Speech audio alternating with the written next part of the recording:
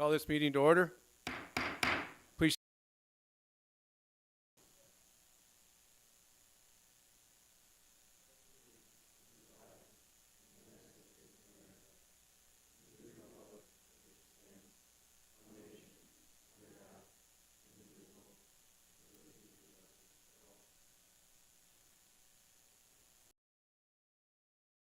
Tonight, will the clerk please take attendance? All council members are present, Mr. Mayor. All right. Item 3 is approval of the agenda. I'd like to make a motion to add resolution 23-111 to agenda item number 10C. All related content was previously included in the packet. This will add the resolution itself to the item. Number 10C. I ask for a second. Second. City clerk, please call the roll. Avery. Aye. Duran. Aye. Niemeyer. Aye. Rasmussen. Aye. Specker. Aye. Tildenburn. Aye. Wendell. All right. Entertain a motion to approve the agenda as amended. So moved. Second. Moved and seconded. Please call the roll. Duran. Aye. Niemeyer. Aye. Rasmussen. Aye. Specker. Aye. Tildenburn. Aye. Wendell. Avery. Aye. All right. Item 4 is open forum. Is there any member of the public who wishes to address the council on an item not listed on tonight's agenda? Move on. Consent agenda. Approval of the consent agenda. Are there any items that need to be removed from the consent agenda? Seeing none, entertain a motion to approve the consent agenda. So moved. Second. Moved and seconded. Is there any public comment on this item? Council have questions, comments? Please call the roll. Niemeyer. Aye. Rasmussen. Aye. Specker. Aye. Tildenburn. Aye. Wendell. Aye. Avery. Aye. Duran. Aye. We'll move on. I don't see an SDSU representative here at the moment. Maybe he'll show up a little bit later. We'll move on to the next item. Report 2023 Bridge Reinspection Program. Chris Brozick. I'm assuming that's right. Brozick. Civil Design Incorporated will present this item. Thank you, Chris. Good evening, councilors. I'll see if I can get this. Chris Brozick, Civil Design, handle the city's bridge inspections. This past summer, you guys contract with South Dakota DOT as part of the bridge inventory requirements every 2 years for your guys' system. And I'll just go through a brief summary of our findings this year. So as a summary, an overview of the city's infrastructure on the bridge side, the city does have 4 bridges on the public roadway system and 1 private structure on the Brookings Airport, an access road that leads to the runway system. So in total, we inspected 5 bridges this summer, back on August 28th. And a bridge definition is essentially any structure on the roadway, whether it's a bridge or a box culvert, that has a total length of greater than 20 feet. So anything that would be less than that within the city limits, we're not inspecting as part of this inventory process. Then I'll go through a summary of the discussion had with City Engineering Department, as well as to clarify, we're inspecting mainly the structural integrity of the bridges and the safety features associated with the roadway, and not looking at it from a hydraulic perspective, just to be clear on that. So as I mentioned, 5 structures inspected. There's a map in the top right, so that specifies the locations, 1 being on the west side of the Brookings Airport over 6 Mile Creek realignment, 2 along Western Avenue north of 6th Street, 1 being by the bowling alley, and 1 being by GCC Ready Mix. And those 2 structures are the photos in the top. And then 2 more structures on Madera Avenue north of the Highway 14 bypass. Those 2 structures shown on the bottom.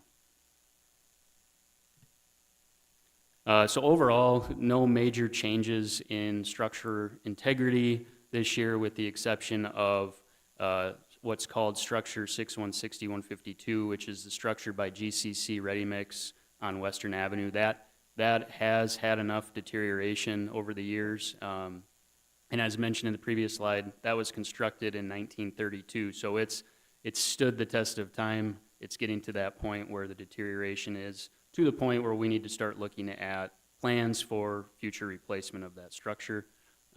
City Engineering Department has been going through that process with us the past couple years, and now we're to that point where the structure is in poor condition but still safe for legal loads, but we want to try to plan for replacement before it gets to the point where we have to have a load posting on Western Avenue. The second finding we had this year was structure 6, 170, 147 on Madera Avenue. It'd be the north structure on Madera. And that one had some scour observed directly under the structure. And in the photo on the left, bottom left, one of the footings actually was exposed for the south pier. No concerns to the traveling public with that, but something that we'll want to address to mitigate that scour and prevent any further scour or potential damage to the structure. So we're in the process of working through that with the City Engineering Department to make that mitigation get completed. And then again, as an overall takeaway on all 5 structures, no major safety concerns or anything of that nature. Everything is still acceptable for the legal loads moving forward over the course of the next 2 years until the following inspections are completed in 2025. And then finally, so we put together a detailed bridge inspection report with our findings, photos, defects, details of those defects, and then any repair recommendations. And then we also provide a concise summary of that in basically a single page so that it's easy to understand, identify for ease of looking at those recommended repair items for city engineering staff, maintenance staff, what name you.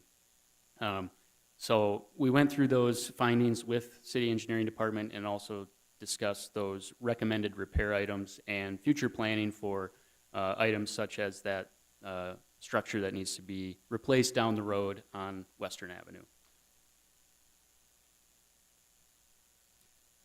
And that is all I really have for you this evening. That, overall structures are still safe moving forward for the public and no immediate concerns. With that, I'll entertain any. Recommended posting on that one bridge, that there's no load posting required for the one that's in poor condition? Correct. Required, So if it's, that one is, we don't have any engineering plan information on that, so it's, and based on the condition directly under the roadway, I still feel that based on multiple structures of inspection over the years, I know that, feel confident that that is safe over the next 2 years at least, where I feel comfortable that that can handle the loads, because there isn't as much deterioration directly under the roadway as there is along the edges of that structure where we have the salts and the moisture getting to the Right. concrete and rebar. And so that's where the more of the concern is, right outside the edges of the roadway, not necessarily directly under. And so that's why I feel very confident in that recommendation. thank you. Questions? This is one that Paul can answer. If it does come time to replace this, state paying percentage of this? Do they take the reins and come up with a design and put out the contracts for it, or is it the city's responsibility? Where do we go with this? It's a good question. So the bridge improvement grant through South Dakota DOT back in 2022, and that was to complete the necessary preliminary engineering, where we conducted a hydraulic analysis, did all the necessary survey, hydraulic analysis, and properly sized the structure that would need to be in its place in the future to carry the hydraulics in that area. And so that work has been completed, and the city paid 20% of that while the state paid 80%. Moving forward, there are grant opportunities.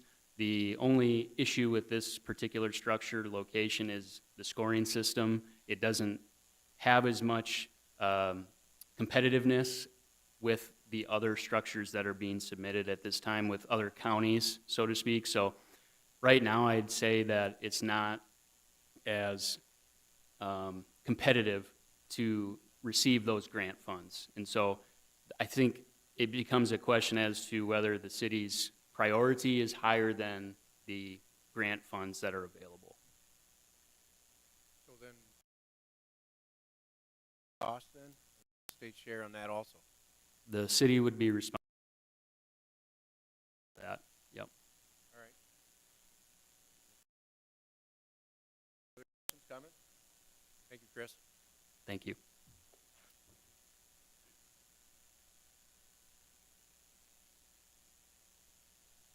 Next, we'll have report, 2023 third quarter finance report. Ashley Wrench, our finance office director, will present this item. Mayor, members of the council, this is the third quarter 2023 finance report. In this report, I'll go over the year-to-date sales tax revenue, economic goals, the community ARPA funding update, and the city council priority project summary. For year-to-date sales tax, first and second penny sales tax are at $7.2 million each, 14.5% above budget and 10.3% above this time last year. Third penny bed, booze, and board tax is at $902,000 as of the end of the third quarter, and up 10.4% from budget and 7.9% from 2022. Bid tax, or the $2 per night on short-term hotel stays, ended the quarter at $194,000, or 8.9% above budget and 1.8% above last year. Overall, we brought in $15.5 million in sales tax as of the end of September, exceeding the budget by just over 14% and last year's total by 10%. The graph at the top of this slide shows the Midwest Consumer Price Index for October 2022 through September 2023, which is a marker of inflation over last year's prices for the same month. As you can see, inflation was on a gradual decline through June and then began to tick up slightly after starting in the third quarter. The bar graphs show the percentage of tax growth over last year for each month of 2023. And as you can see, for Brookings, sales tax and 3B growth was strong in the first quarter and experienced some sharp declines in April and May, which would have been March and April activity. Growth then picked up over the summer, and a couple of observations to note include that the 3B tax was showing stronger growth than first and second penny over the first quarter, with the tables kind of turning over the third quarter where 3B growth began to level off. As you can see for the first and second penny sales tax, you can notice a large increase in September. Most of this is due to a large audit payment that was due to an entity that had been under-reporting in the past. And as we head into the fourth quarter, we're projecting sales tax to begin leveling off to that 2 to 4% growth range. As you can see on the bid tax graph, growth has been a little more tumultuous over the year. Much of this has been due to higher number of long-term stays going on in the area with the construction, and 30-day stays over 30 days are not charged bid tax. We are also seeing some positive signs for the fourth quarter in bid tax, but this year's growth over last year will be modest overall. In the past, we've shown a graph of how all the major sales tax categories stack up, but this slide really drills down into the individual line items that drive sales tax in Brookings and the top 10 industries that make up about half of our total sales tax. And those include, starting with the largest, department stores, eating establishments, building materials, grocery stores, catalog and mail order, wholesale, miscellaneous retail stores, signs and advertising, miscellaneous general merchandise, and electric services. More information on our sales tax can be found on our city's performance dashboard on our website. The third quarter economy saw a strong GDP growth of 4.9%, and this was stronger than the projected 4.3% and the second quarter growth of just 2.1%. Despite interest rates continuing to be at the highest level in 22 years, the housing market was strong at 3.9% above last year, And there was lots of consumer spending this summer for things like concerts, movies, and travel. Looking ahead as we end 2023, the fourth quarter is projected to slow down with people taking advantage of higher interest in those savings yields. And currently, economists are projecting less holiday spending than last year, and there's been smaller demand overall for seasonal workers over the holidays than last year. Shifting into the city's year-to-date budget to actuals, as of the third quarter, or about 75% through the year, the general fund's revenues were ahead of budget at 80%. Special revenue funds were at 58%, capital projects were at 61%, and enterprise funds were at 71%. Much of the deviation from the target of 75% in the funds other than the general fund are due to timing of receiving intergovernmental shared revenues and other one-time revenues that are recognized at year end. In terms of expenditures, the general fund ended the quarter at 58%, special revenue funds at 53%, capital projects at 42%, and the enterprise funds at 65%. Overall, revenues were at 69% and expenditures were at 57%, which is an indication of the city's conservative budgeting and spending practices. Some of the budget highlights for the third quarter included McClemmons Park playground equipment at $86,000, police department body cameras at $73,000, the fire department rescue one truck at $609,000, the motor grader for the street department at $370,000, a street department truck at $93,000, a forestry boom truck at $205,000, and year-to-date street and sidewalk improvements at $1.9 million, and year-to-date 22nd Avenue project expenditures at $3.5 million. Towards the end of the third quarter, each entity that received community ARPA funds submitted their annual reports. Brookings Behavioral Health and Wellness, or the Ivy Center, has completed the initial design process. The BEDC child care initiatives are on hold due to some staffing and financial feasibility challenges.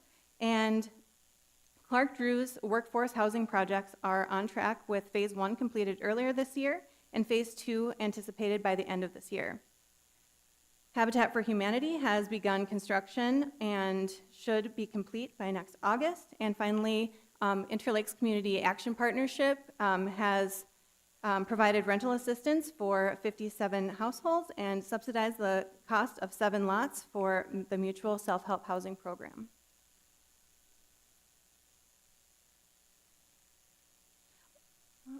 Back to that. Overall, we have reimbursed $333,793, or about 15% of the $2.2 million that was allocated. We still have a balance of approximately $1.86 million to reimburse over the course of these projects. And finally, a quick glance at our City Council priority projects summary. We typically update our available balance once per year at the end of the first quarter after we have a better idea of our ending financial position for the year. And as of the end of 2022, we had approximately $11.5 million available in reserves. And for the first priority project, which is the Public Safety Center, it is currently estimated at $16 million. This means that we are currently about $4.5 million short, and when we consider our secondary projects, such as the indoor rec facility and the library and activity center upgrades at $2 million each, we would need additional $10.5 million to make all these projects happen. That is the end of my presentation, and I would be glad to answer any questions you might have. Thank you. Questions or comments? Improvements were, we paid out up to 60%. There's still some of the projects that you listed in, say, the end of third quarter that haven't been paid out completely. Exactly. Yep.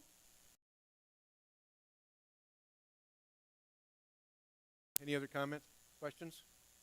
Thank you, Ashley. Contracts change orders. Item 7A, action on resolution 23-096, a resolution authorizing change order number 3 for 2023-04 STI's 22nd Avenue Phase 2 reconstruction project. Timmons Construction Company. Charlie Richter, our city engineer, will present this item. requesting approval of Resolution 23-96 for change order number 3 for the 22nd Avenue Phase 2 reconstruction project with Timmons Construction. The proposed resolution is for the final balancing change order. Contract for this project before this change order stands at $4,223,478.94. Proposed change order will reduce the contract by $208,410.56, or approximately 5%. Included in this balancing change order are liquidated damages totaling $16,200. The final adjusted contract amount for this contract is $4,015,068.38, which is approximately $30,000 less than the original bid amount. Staff recommends approval. Charlie. Entertain a motion to approve. So moved. Second. Moved and second. Is there any public comment on this item? Seeing none, does council have questions, comments? Please call the roll. Rasmussen. Aye. Specker. Aye. Tildenburn. Aye. Wendell. Aye. Avery. Aye. Duran. Aye. Niemeyer. Item 7B, action on resolution 23-107, a resolution authorizing a 3-year contract or agreement for OpenGov budgeting software. Ashley Wrench, our finance officer, will present. So this is Resolution 23-107, authorizing a 3-year agreement with OpenGov budgeting software. Over the past several years, city staff has continued to develop our internal budgeting process, as well as our budget presentations and budget book. Recently, staff has identified an automated budgeting solution that will increase capabilities for collaboration between the budget team and the departments, interface with our accounting software to provide updated budget to actual information for management throughout the year, and implement an be available on our website as a user-friendly resource for city staff, council, and the public. Under the proposed agreement, implementation of this software would begin in January 2024 and would be used to. The agreement will cost a total of $87,119,000 over the course of the 3 years, as well as a one-time implementation fee of $51,615. The implementation will be covered through a proposed contingency transfer later on in this meeting, and the 2024 amount will be covered by a carry forward of 2023 budget savings from the Finance Department. The amounts for 2025 and 2026 will be built into the budgets for those years, and the budget team is looking forward to improving the budget planning and presentation process for everyone involved and bringing you a new and improved experience as we head into the 2025 budget season. With that, I will stand by for any questions. Thank you. Thank you, Ashley. Second. Been moved and second. Is there any public comment on this item? Seeing none, council have any questions, comments? Council member Wendell. Thank you, Mayor. In South Dakota or any of our peer cities that use OpenGov for this purpose? The city of Belfouche just recently started using it, I think Pierre as well. And then another city that's kind of close to our size is Durango, Colorado. And they have been using it for a couple of years. And so you'd be able to go on their website and check it out and see kind of what to expect. When we're exploring software like this, whether it's budgeting software or any kind of software, are there opportunities to reach out to the South Dakota Municipalities League to talk about whether or not cities in the state could, be in a consortium where we get contract deals? Or, I just think that it seems often we are kind of seeking out software to improve some of our services. Other cities might be interested as well. We're all signing individual contracts, but we all are members of a larger state organization that perhaps could help us leverage our collaboration to sign even more attractive contracts. I didn't know if we use the Municipalities League in that way. We haven't. We do use a number of firms that have that group-like purchasing. Some of them in South Dakota, some in Minnesota, neighboring states.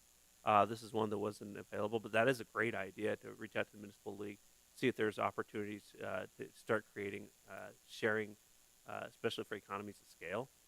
What I will tell you is that a lot of times Brookings is on the forefront of a lot of these initiatives. This is one that is really opening up accessibility for people to the budget and accountability as well as transparency. But it is a great idea to explore with the municipal league that I'm sure Ashley could carry forward. I know you meet with the finance directors across the Yep. state through the municipal league. So it's something that Ashley could surely carry the water on. Definitely. Thank you.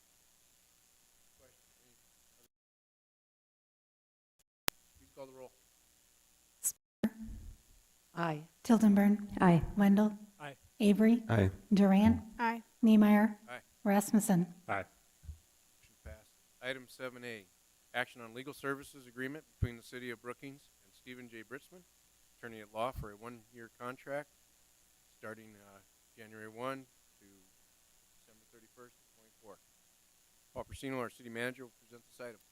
Thank you, Mayor. City is one of the positions City Council appoints. Annually, the agreement with the city attorney is revisited by City Council. It is negotiated between myself and the city attorney and ultimately brought forward to the City Council for recommendation. Minimal changes are made for the 2024 agreement. Specifically within the language, an increase of 5% is recommended for the city attorney for his services. On average, city employees will receive up to a 6% increase next year. The majority of management received 4%, so therefore is negotiated to recommend his services next year. With that, staff does recommend approval, and Steve is here present to answer any questions you might have of the agreement as well. So moved. Second. And moved and second. Is there any public comment on this item? Questions, comment from council? We'll let him off easy. Please call the roll. Tildenburn. Aye. Wendell. Aye. Avery. Aye. Duran. Aye. Niemeyer. Aye. Rasmussen. Specker. Aye. All right. Item 8A, introduction and first reading on ordinance 23-039, ordinance authorizing amendment number 10 to the 2023 budget. Ashley. Item. Thank you, Mayor, members of the council. This is the first reading of ordinance 23-039, authorizing amendment number 10 to the 2023 budget. The Brookings Public Library has received 2 grants this year, a digital literacy grant for $6,000, $2,500. These grant funds were used to purchase iPads for the library as well as other programming materials, and the amendment increases the grant revenue budget by $8,500 and the grant expenditure budget by the same amount. The second reading of this ordinance will be on December 12th, and with that. Any public comment on this item? Have any questions, comments? All right, second reading will be December 12th meeting. Move on to the next item, which is,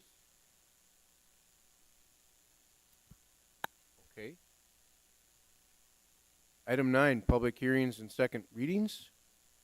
9A, public hearing and action on ordinance 23-041 and ordinance authorizing budget amendment number 9 to the 2023 budget. Paul Persino, our city manager, will present this item. Thanks, Mayor. City Council. A one-time payment contingent on strong sales tax growth for 2023. The increase of revenue of sales tax above 2% and up to 7% with full-time employees. Sales tax has exceeded projections and met the threshold. Therefore, the budget amendment is necessary to grant the $1,400 per full-time employee. The October reporting sales tax was 14.5% above budget. Increased sales tax revenues are more than sufficient to offset the $203,000 impact to the budget. Staff does recommend approval. All right, thanks, Paul. Entertain a motion to approve. So move. Second. Any public comment on this item? Seeing none, council comments, questions? Please call the roll. Wendell. Aye. Avery. Aye. Duran. Aye. Niemeyer. Aye. Rasmussen. Aye. Specker. Aye. Tildenburn. Aye. Item 9B, public hearing and action on resolution 23-0106, a resolution authorizing the issuance of on-sale alcoholic beverage licenses for the use on city-owned facilities.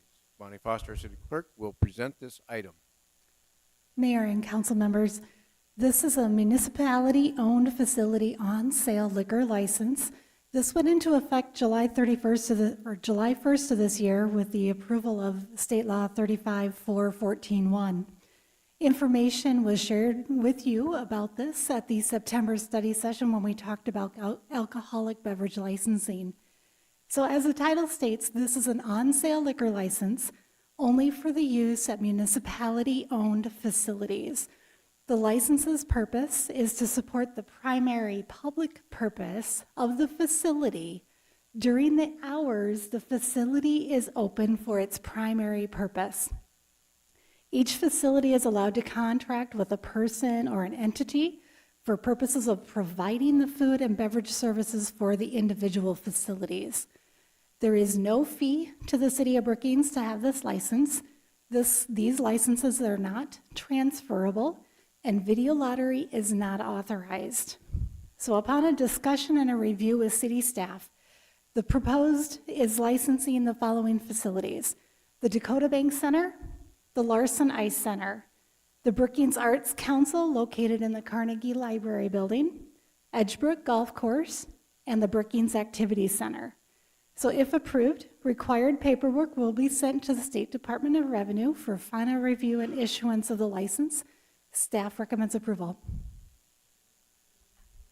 All right. I entertain a motion to approve, and I think Councilmember Rasmussen wants to address this. Yeah, I'd move to add request for reporting of revenue and event days for each of the facilities on a yearly basis. Is there a second? You want to call it? That would be an amendment to the resolution as posted, so that would be So we'll required a second. inserted, yes. Is there a second to that motion? I'll second it. Any public comment on the amendment? Council questions, comments? Councilmember Becker. One license, at least that's my understanding. So I'm not really sure why you would have the reporting. I can see if it's 5 different licenses that you're having to pay for, but we aren't having to pay for any of these. So I'm not sure if the information gained is going to be worth the effort to get it. I'll just throw that out.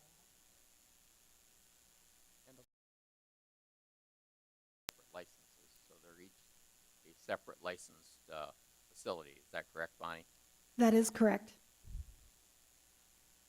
So, And are there charges for each license? no. There is no fee for these licenses to the City of Brookings. So is there a reason why? Councilmember Rasmussen, you better give us something.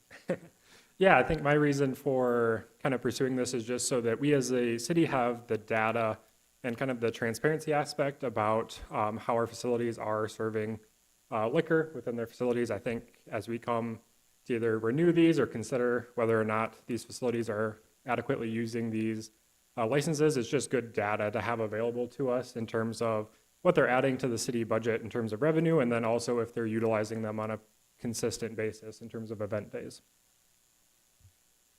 Councilmember Duran, did you have a comment? Yes, thank you, Mr. Mayor. I just have kind of a question, a clarifying question for maybe Paul, that is there current staff capacity to take this on? Is there mechanisms in place that it would be easily created? I would probably look to Bonnie. I don't know what each entity does when it comes to accounting and how easy it would be to account for this. I know some systems are already in place. For example, the Dakota Bank Center, they already have a process in place for selling different beverages, and I can only assume that would be easy to account for. Places like the Senior Center, which is one of these places, my assumption is they don't have such a mechanism in place right now. So there will be administration and process for some of these entities that don't have such a process in place today. And then one more question too. Would this need to be a resolution, or could this be a staff request, or does this need to be a formal resolution to have an annual basis? Or could we see kind of how to create those processes and then just request staff to report on it? Well, I think that's Andrew could probably respond to. It could be done either way, but of course, a resolution, has a more permanent record in terms of procedures. So it's probably advisable, given, the significance of it, to have it part of the resolution, in my opinion. Thank you. Have any comments, questions? Councilmember Tilton Burn. The way that this will work is the city will be able to contract with any supplier. Will that contracted entity then be the one setting the pricing and sales structure of the beverages, or would that still be set by the city? That would be services. And would they then receive to the city? That would go to them as the city staff would make a contract with whomever to provide the services, and then any profits above X amount would go back to that contracted entity. So this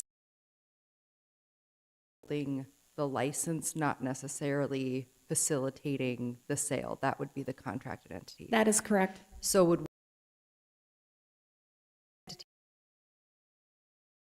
Yes. And that could be something that the city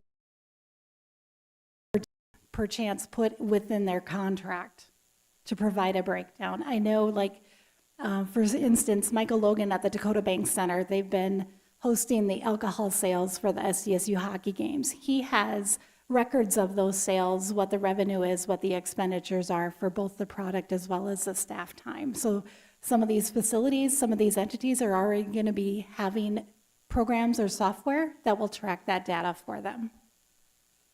I guess if the city is not paying for the license either, I'm curious to know what data we would be actually capturing that would be useful if the city is not receiving a profit, other than maybe just the number of beverages sold, the number of events that beverages are sold at. I guess if we're not receiving the dollars, I'm just a little unclear as to what that data would be that we're gathering. Data would be, of course, the override, on the sale of the alcoholic beverages. So, I mean, there would be a way, I think, of seeing the profitability at each venue. So there could be some value there. And just to clarify, Bonnie, I know you some departments, for example, the Art Council, they would not have a contractor, correct? Correct. This would allow The one that would not be contracted as well. correct. Appreciate that. Okay, so discussion on that. Andrew, go ahead. Maybe just one more piece of background. Proposing this amendment is just some of the comments that I'd heard from folks in the community about selling liquor at city-owned facilities was just kind of, this is another stab from the city to try to compete in the liquor business. And I think that just being able to provide information about to what extent the city is competing in this business to anyone who asks is kind of an important transparency piece. So if, I think in some way, shape, or form, we should be able to answer, that question of in what way is the city kind of stepping into this business. It doesn't necessarily have to be through, this exact reporting mechanism as I've laid out, but I do think that's something that we as a city should be prepared to answer for in the future and just have that kind of data available.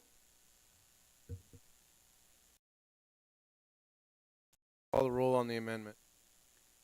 Avery, Aye. Duran, Aye. Niemeyer, Aye. Rasmussen, Aye. Specker, No. Tildenburn, Aye. Wendell. Okay, and then we'll go on to the original motion. And any comments, questions from the public? Comments, questions for the council? And this would be the resolution in the packet as amended. Please call the roll. Do we have a motion and second? Well, that's Okay, we had an amendment on a motion that we didn't have. So I guess we'll call for a motion to approve the resolution. So moved. Move second, let's go through the whole deal again. Public comments? Any council comments, questions? Please call the roll. Duran, Aye. Niemeyer, Aye. Rasmussen, Aye. Specker, Aye. Tiltonburn, Aye. Wendell, Aye. Avery. Aye. Okay, other business, action on resolution 23-101, resolution of transferring city manager contingency and building sinking funds to city departments. Ashley Wrench, our finance director, will present this item. This is Resolution 23-101, transferring contingency and building sinking funds to city departments. This resolution has 4 parts. Part 1 for $51,615 to cover implementation costs for the OpenGov software. Part 2 transfers building sinking funds to the General Government Buildings Department to facilitate contracted services for a proposed remodel of the Library and Activity Center to improve accessibility and community engagement. Part 3 transfers contingency and to the Animal Control Department to account for some additional wage expenditures due to community service officers supporting patrol operations and other extra duties during staffing shortages earlier in the year. And Part 4 transfers building sinking funds to the other capital expenditure account in the CIP fund for a contingency related to an energy efficiency project initiative that will identify energy efficiency projects across city facilities and propose solutions to be funded through energy savings. Because the contingency funds are already part of the 2023 budget and only being transferred to other line items, this resolution has no impact on the overall budget. Staff recommends approval as presented.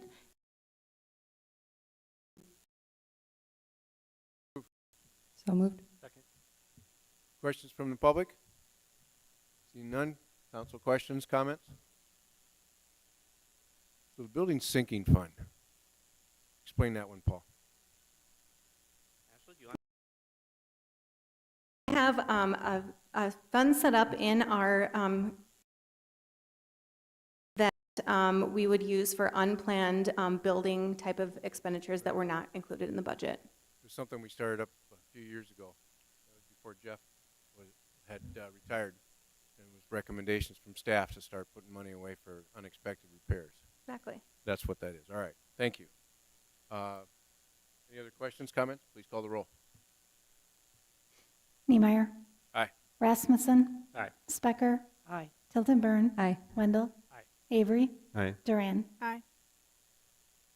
Motion passes. Item 10B, action on resolution 23-110, a resolution approving the purchase of a backup generator system for the Brookings City and County Government Center. Jared Thomas, our chief building official, will present this item. Thanks, Mayor, Member Council.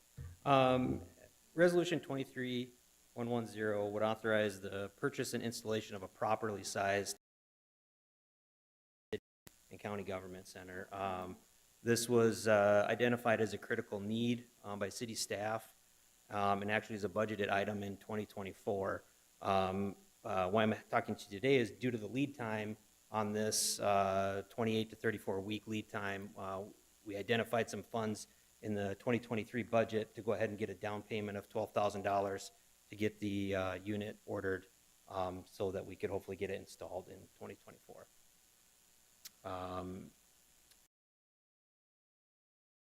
Entertain a motion. Is there any public comment on this item? Seeing none, is there any comments from council? Questions? So the need for this kind of came from the derecho because the only thing that we do have a backup generator now, but it only powers enough for the IT part, right? Size to run the entire facility and only runs certain systems in the building. So the new proposed one would allow us to have full use of all systems in the building during a power outage. Okay. Yep. Buildings often used time of an emergency, especially when we open it up to the public, those that need access through the elevators or what have you, it assures that there is a backup power for those folks that will be coming to the city.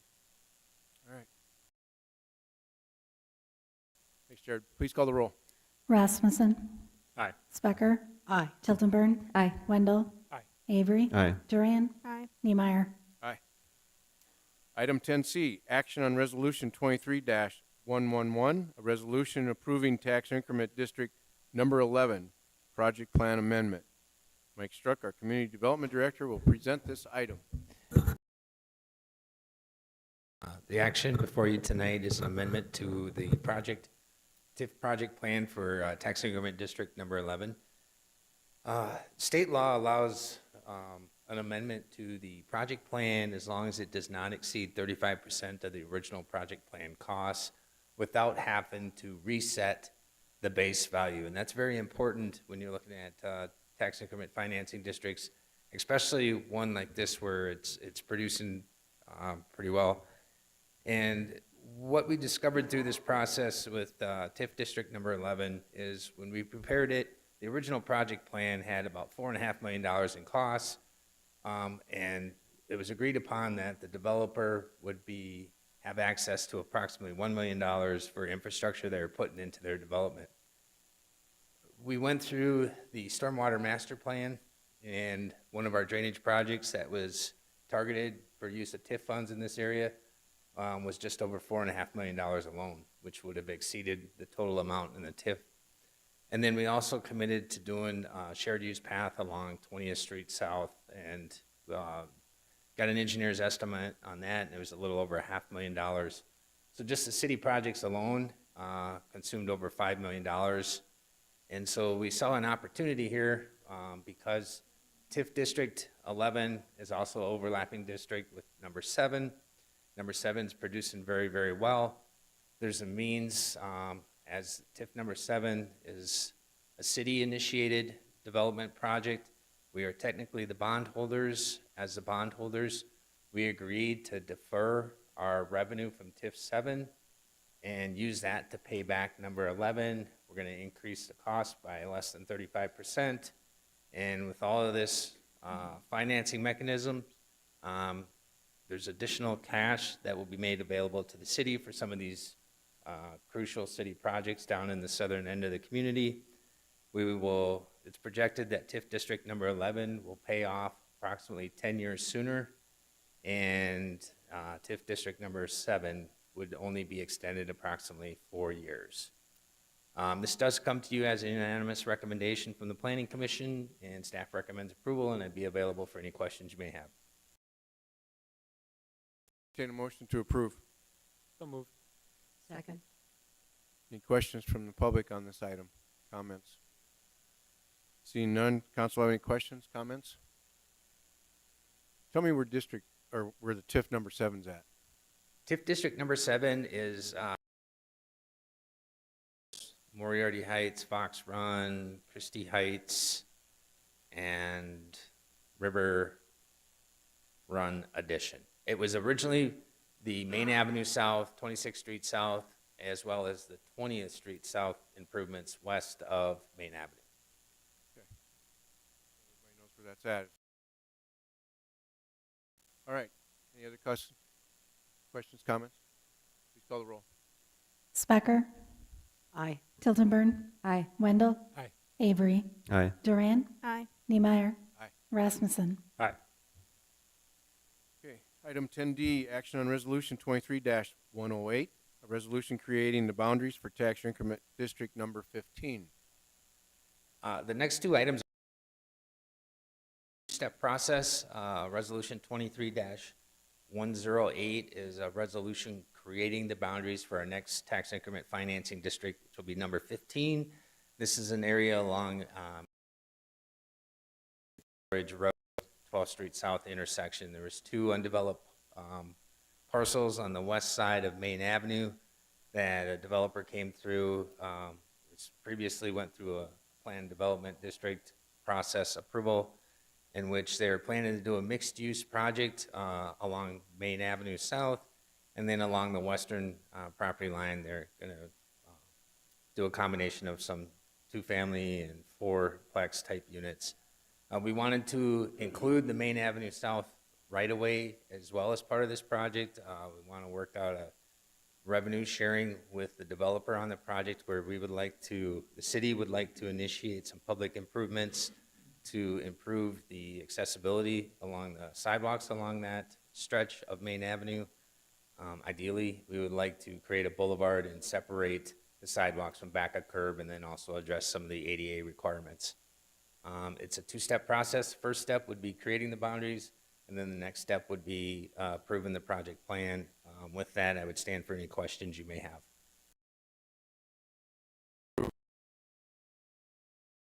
Second. Questions, comments from the public?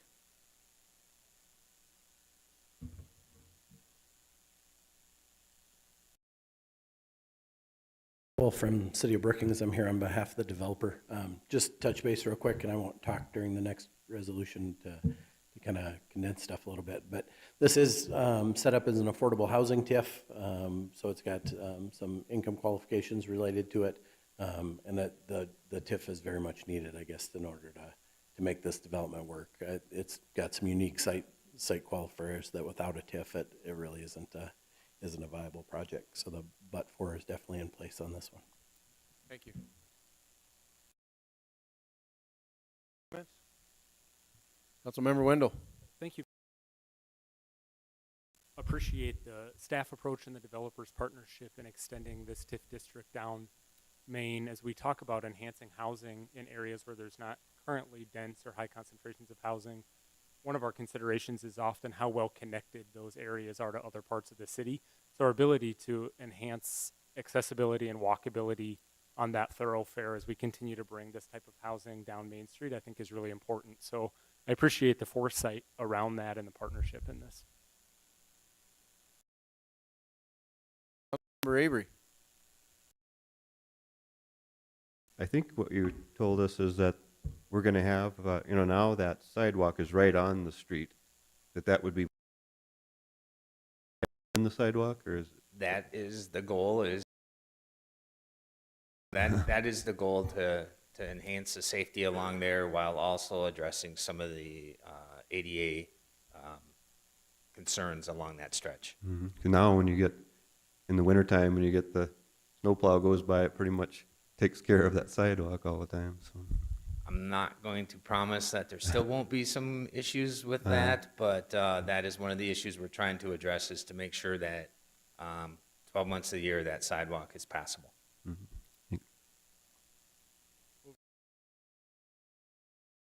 looks like it's going to be aesthetically pleasing also for the community in that corner. A lot of work's already being done, so if any questions, comments on this anymore? Please call the roll. Tilton Burn, Aye. Wendell, Aye. Avery, Aye. Duran, Aye. Niemeyer, Aye. Rasmussen, Aye. Specker. Aye. Okay, item 10E, action on resolution 23-109, a resolution approving tax increment district number 15 project plan. Mike Struck will introduce this project. Thank you, Mayor and members of the council. This is the next step with the tax increment district number 15 is the approval of the project plan. Project plan kind of lays out some of the expenditures that are proposed, what the projected revenues be to help generate the revenue from the improvements that are made within the district. The project plan is consistent with the statutory requirements. One of the things that we always like to discuss is state law does restrict the amount of the total assessed value of all taxable property in the city that's included in a TIF district to 10%. Yet we're still roughly just under 2%. So we still have room or opportunities for other projects as they come forward. And as projects revenue is generated on other districts that are created, we are able to decertify them. That will help lower it even more. As mentioned previously, it's a public-private partnership, whereas the developer is going to utilize some of the revenue for the affordable housing project. Meanwhile, the city's intentions are to use it for some of the public improvements to enhance accessibility along the sidewalks and ADA requirements. It is consistent with your strategic plan with fiscal responsibility of trying to look at creative ways to maximize the revenue sources, as well as also the economic growth in helping provide some of the infrastructure to support an affordable housing project, which also helps provide the labor force to our business and industry in the community. As with TIF districts, they're pay-as-you-go, so the developer is responsible for fronting the cost and is only reimbursed on the tax increment revenue that is generated from the project. As an additional step, there's also a development agreement that will, if approved tonight, staff will work on that and bring that back to you at a future council meeting that really dives into the details of how the revenue sharing is handled. This does come to you as a unanimous recommendation from the Planning Commission, and I would stand for any questions you may have. So moved. Second. Any public comment on this item? Questions from council? I have one question. I know a lot of it's residential, but the mixed-use building, how much, how would you say, retail space is there, square footage-wise, approximately? Right. Get my directions correct. Southeast corner, kind of near the intersection of Main and Trail Ridge, and the northwest corner kind of has commercial spaces in it, and the space in between is kind of covered parking for some of the residential units above it. But square footage-wise, I'm not sure. Approximately 9,000 square feet between the two designated commercial areas. Good. A little more revenue or space, that'd be cool. All right, any other council questions, comments? Please call the roll. Wendell. Aye. Avery. Aye. Duran. Aye. Niemeyer. Aye. Rasmussen. Aye. Specker. Aye. Tilton Burn. Aye.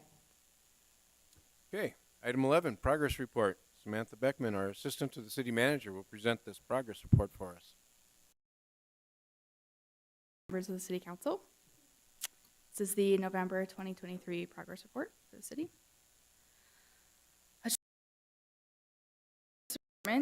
The airport's taxi lane design is about 70% complete and will go out for construction bidding in 2024. In the engineering division, the city's 2023 overlay contract still has some outstanding work. Paving has been completed, however, mill and overlay of Camulet Road and 9th Street between 1st and 3rd Avenue are postponed until 2024. This decision was made based on contractor availability and the falling seasonal temperatures. Both, I think I said it wrong, Calumet Road, there we go, and 9th Street are currently closed, but will be patched and open up in early December.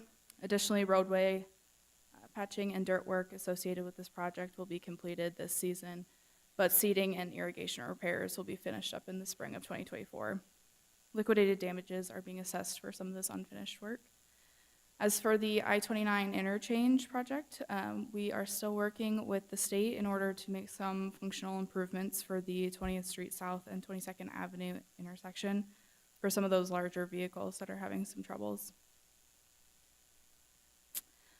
BMU is still working on their 20th Street South and 34th Avenue projects, and those are expected to be finished up still yet this season, so hopefully in the next week or two is what I've been told.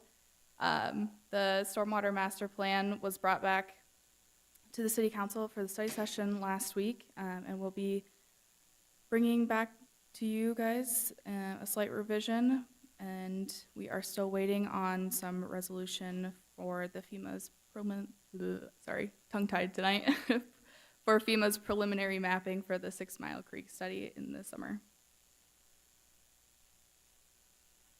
The Leachate Vault reconstruction project is working on some electrical and control work right now and expected to be complete in December. And the Leachate force main to sanitary sewer design phase is still awaiting some cost proposals. In the police and fire departments, officers Scott Roberts, Noah Smith, and Rick Whitaker received their officer pinnings during the City Council meeting on November 14th.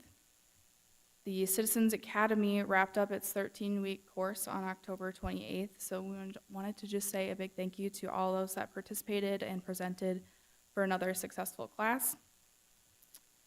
The police department staff prepared a Thanksgiving meal for approximately 230 veterans and their families for the VFW Thanksgiving dinner. A couple of police department staff also went to Mount Calvary Church to discuss some church safety and active threat training on November 4th with about 25 church members participating. The police department supported and endorsed Brookings as a Purple Heart City at the City Council meeting on November 14th as well. In the fire department, over a 5-week period, staff and volunteers spent 72 total hours conducting fire prevention activities in the city's schools and preschools. There was about 740 children ages 3 to 7 that were provided with some life-saving fire safety information. Mayor Niemeyer and departments throughout the city hosted about 180 third graders from Dakota Prairie and Hillcrest Elementary School to learn about local government. And we just wanted to say a big thank you for everybody that participated. I know I saw the kids as they were coming up and they looked very excited. The second of 5 high-performing organization trainings was held about 2 weeks ago. Again, some key takeaways from those workshops are the ability for our teams to communicate more effectively and share ideas about organizational improvements in order to be the best serving community that we can be. And then at this point, about a third of the organization's full-time employees have gone through this training, and there are 3 more sessions that will go January, February, March. And then lastly, in the Parks and Rec Department, on November 14th, the Human Rights Commission held a listening session for seniors. And in that session, we heard a lot of positive feedback on programming, services, and needs that came out of the Activity Center. So we just wanted to give a big shout out to Angie at the Activity Center for all that she's doing. And then the downtown holiday decorating is also going on and along 6th Street and right outside of the City County building. The Parks Department has been just working on a lot of downtown, or I shouldn't say downtown, a lot of holiday decorating in general. The SDSU Jacks hockey team also had their first home games at the Larson Ice Center with over 700 people in attendance, so we're very excited to have those beginning. And then the Dakota Bank Center had 34 event days in November, and some highlights from those are a 2,500 people in attendance for the PRCA rodeo and about 3,000 for the Skillet and Theory of a Dead Man concert. And with that, I'm available. Question for Sam? The third graders were a lot of fun. This is the 3rd year we've done this now, and it's always kind of fun. Change the format a little bit. They get to come here first, and then they get to experience the rest of the city. So, good questions, and they're anxious to learn. I think we still have Mandary coming yet. We just had Hillcrest and Dakota Prairie. So maybe we'll have Mandary eventually. But with that being said, is there any other items for future topics of discussion from the council? Our next meeting is going to be the 12th. We have students report, ex officio reports. There's first reading on dissolving the Traffic Safety Committee. Second reading on the budget amendment number 10 that we talked about tonight. And then we will have an executive session. Possibly action after the executive session? No. All right. So with that being said, motion to adjourn. So moved. All those in favor say aye. Aye. Motion or meeting adjourned.